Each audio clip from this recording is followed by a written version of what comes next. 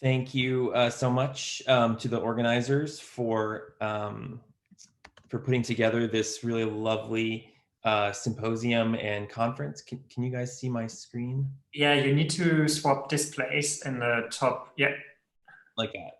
perfect. Thank you. Okay, thank you.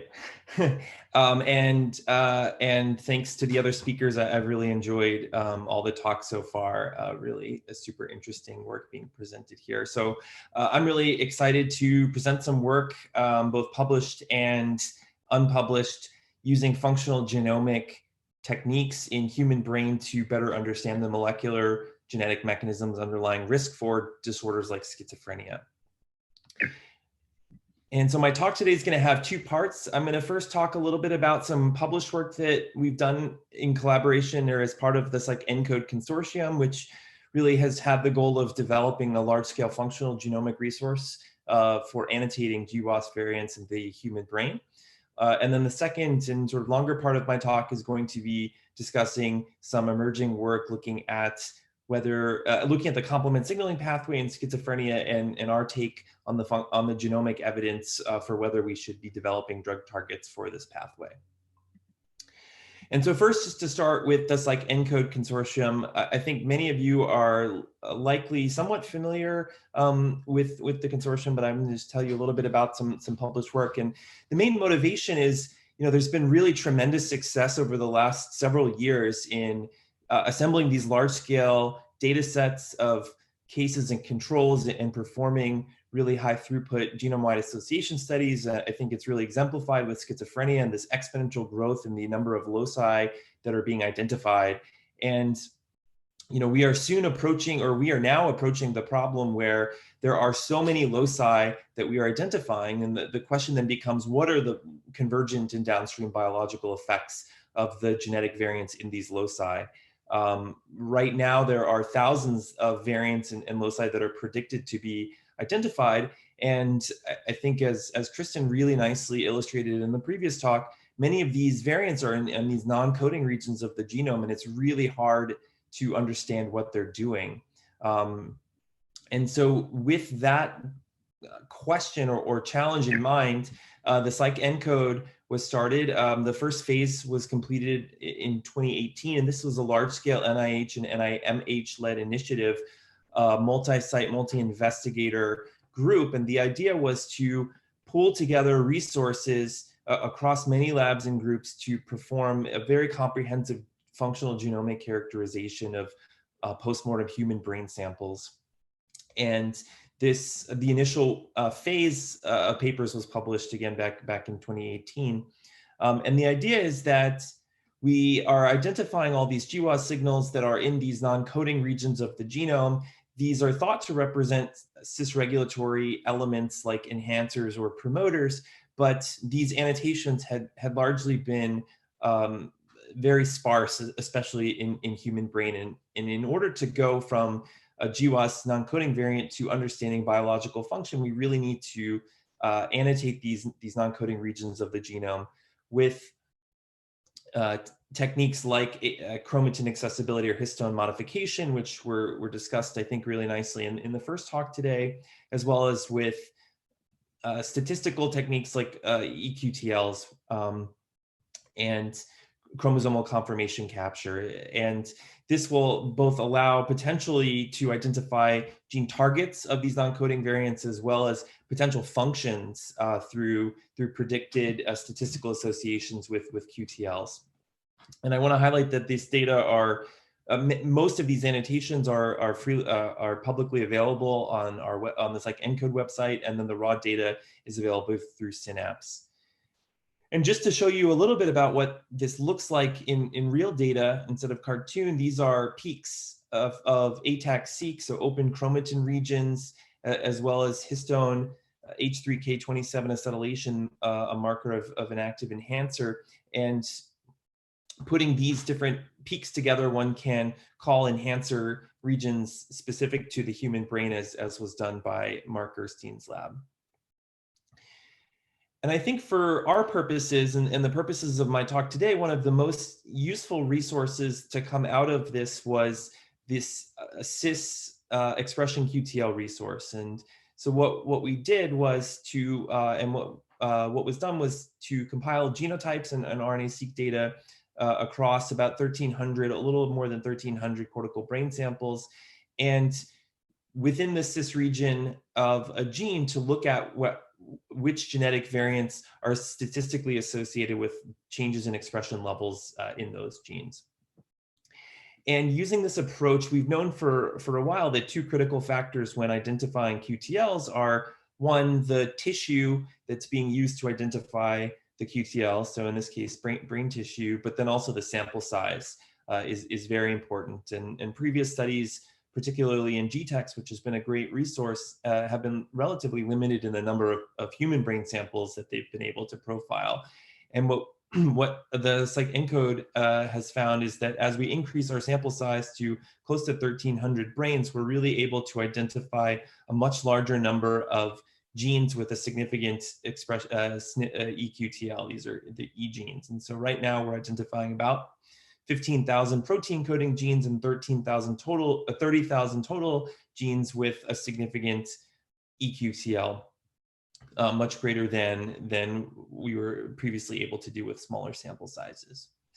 And with these EQTL data, as some of the previous talks have shown, we can integrate the EQTLs with the GWAS summary statistics to begin to make specific predictions about risk genes that may be underlying the effect at a given GWAS locus, as well as direction of effect. And so here, just to give two examples of novel genes that were identified through this approach, here we used a technique called summary-based Mendelian randomization, where we take SNPs in a given locus, and we correlate or look at the association between effect size in the GWAS, in this case with schizophrenia, and the effect size of EQTL, so the effect on expression of a given gene. In this case, it's set D6 or set D8. And we see significant negative associations for both of these genes with schizophrenia SNPs. And so we can infer from this that perhaps the effect in schizophrenia may be being mediated by decreased expression of these two genes, set D8 and set D6. And we use multiple methods to confirm these two associations. And so we feel pretty confident that these are the true risk genes in this locus. And really interestingly, these two genes are very similar in terms of their function. They're both histone and lysine methyltransferases. So they regulate epigenetic modification of histone proteins. And very similar to one gene, set D1A, another histone lysine methyltransferase that has already been associated with schizophrenia through a very different type of mechanism. In this case, it's a rare loss of function mutation. And so we think there's some really interesting convergence here between these different histone methyltransferases and risk for disorders like schizophrenia. And so here I've shown you some evidence and some ways to prioritize individual risk genes. And so then the next interesting question in our mind is, can we take this one step further? So we know that genes don't act independently of each other, that they form networks and they're involved in specific cell types and biological processes. And so can we begin to use or leverage these types of data to gain inference into specific pathways and whether those pathways may represent important therapeutic targets for schizophrenia or for other related neuropsychiatric diseases. And so here I'm showing you the Manhattan plot for GWAS and schizophrenia, and hopefully all of you are well aware that this top locus here represents, at least in an association in the MHC region, which Steve McCarroll's group has really elegantly fine mapped at least one of the associations in this locus to show that it reflects increased copy number of this gene called C4A. And as you have more copies of C4A, the McCarroll lab showed that your risk for schizophrenia increases by about 25%. And that is also thought to be mediated by increased expression of C4A. So as you have more copies of C4A, you get higher expression levels of this gene. And this was really exciting when this paper came out for the field, because in schizophrenia, therapeutic development, there really haven't been many new targets for drug development really in the last 20 years or so. I think the last new target for a drug in schizophrenia may have been clozapine in the late 1980s. And so the question becomes, is this complement pathway or this complement C4A components represent a new target that one could potentially intervene in schizophrenia? And so to begin to assess the evidence for this question, first, we need to go back and understand what the function of C4A is doing. We know that it's involved in the innate immune pathway, and this is in the peripheral immune system. This is involved in microbial phagocytosis, and what happens is there's a series of steps in this complement signaling pathway where there are a progressive number of mediator molecules starting at C1 and then with C4, C2, and C3, and they end up forming this attack complex that pokes holes into microbial cell membranes and kills them. Now, in the brain, this is thought to have a slightly different function, or has been adapted to potentially be involved in synaptic pruning. Really elegant work by Beth Stevens and others showing that the same process that is involved in immune surveillance in the peripheral body can be involved in actually in pruning synapses. And it's been shown that a number of the receptors of the complement signaling pathway are expressed highly or in microglia, which are thought to engage in the pruning process. And so we found, and others have shown that in our PsychENCODE data set that there's strong increased expression of C4A, and that's being driven by increase in the C4A copy number. And so then the question becomes, does this pathway represent a key pathway for therapeutic development? Is this a core or key pathway involved in schizophrenia? And to begin to answer this question, a talented graduate student of mine, Min-Soo Kim, compiled the list of all the genes that are involved in the classical complement system and simply looked at whether these genes are enriched more than one would expect by chance for genetic risk for schizophrenia. We know in the MHC region that there is an association, but we don't know genome-wide. And surprisingly, we found that there's really actually no excess enrichment either of complement system annotated genes or complement system genes expanded to include their protein-protein interaction partners for schizophrenia. Likewise, when we look at rare variants identified in copy number variation studies or whole exome sequencing data, genes that are affected, genes with loss of function or likely gene disrupting mutations identified in schizophrenia probands are not enriched for the complement system annotations or in their expanded set with protein-protein interactions. And so the question is, where is the convergence? How does this pathway lead to schizophrenia or lead to increased risk for schizophrenia, since we know that C4A itself is not fully penetrant and only increases risk by 20 or 30% for disease? It has to interact with other risk factors. And so the idea that we had is maybe our annotations for the complement and C4 pathway in the human brain are not complete because they're based on this a priori knowledge of the innate and peripheral immune system. So perhaps we can use co-expression and unsupervised clustering technique to better annotate the function of C4A in the human brain. And so to do this, we took our PsychENCODE brain samples, we imputed the C4A structural alleles, so C4A copy numbers from genotype, and then looked at C4A expression from our RNA-seq data. And we identified two networks. We first looked for genes that are positively co-expressed with C4A across our samples, so genes that would go up when C4A goes up. And then we also identified negative co-expression networks. These are genes that go down as increased expression of C4A.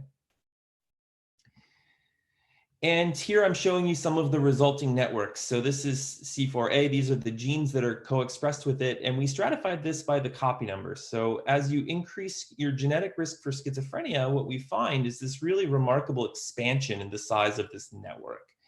And so this means as you increase your copy number, your genotype, that C4A pulls in many more co-expression partners and seems to, and at the highest levels of risk for schizophrenia, you see these blue lines emerge, and these are all the negative co-expression partners that really only appear at this highest copy number.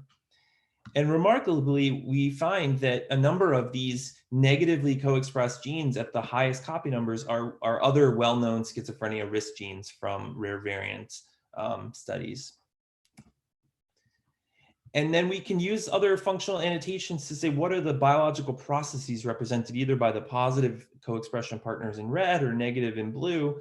And we see that the red, the positive co-expression partners really represent astrocytes and microglia and a lot of these inflammatory signaling cell types and molecules, whereas the blue, the negative co-expressed genes really represent neurons, excitatory and inhibitory neuron classes. And does this put we can then look using these new annotations at whether these co-expression networks show convergent risk for schizophrenia. And in fact, what we see is that these negative co-expression partners of C4A really show strong and robust enrichment for schizophrenia GWAS, as well as some other psychiatric GWAS like bipolar and educational attainment to a lesser degree, but no association in this positive direction. Whereas the positively co-expressed genes are very much enriched for autoimmune diseases like inflammatory bowel disease and lupus. And so putting all of this together, we can come up with a model where we, as you increase the number of copies of C4A that you have and therefore increase risk for schizophrenia, this leads to increased expression of the gene C4A. And this leads to remodeling of co-expression networks in the brain in two ways. In the positive directions, increases expression of microglia, astrocyte, and endothelial genes. In the negative direction, this reduces expression of neuronal, synaptic, and signaling molecules. And this is really where we identify strong convergence with other genetic risk for schizophrenia. And so then the question becomes, if you try to block this process, the C4A expression of the complement signaling pathway, does this represent a true biological therapeutic pathway for targeting in schizophrenia? And we think the answer is actually probably only in a subset of patients, given that really the core convergence is happening downstream of this. And so we think it actually may be more limited in terms of its therapeutic efficacy, based at least on this functional genomic evidence. And with that, I just want to thank members of my lab, especially Min-Soo Kim, who did all of the heavy lifting on this project, as well as our collaborators and the really collaborative efforts of the PsychENCODE consortium, who made this fantastic resource available for the community.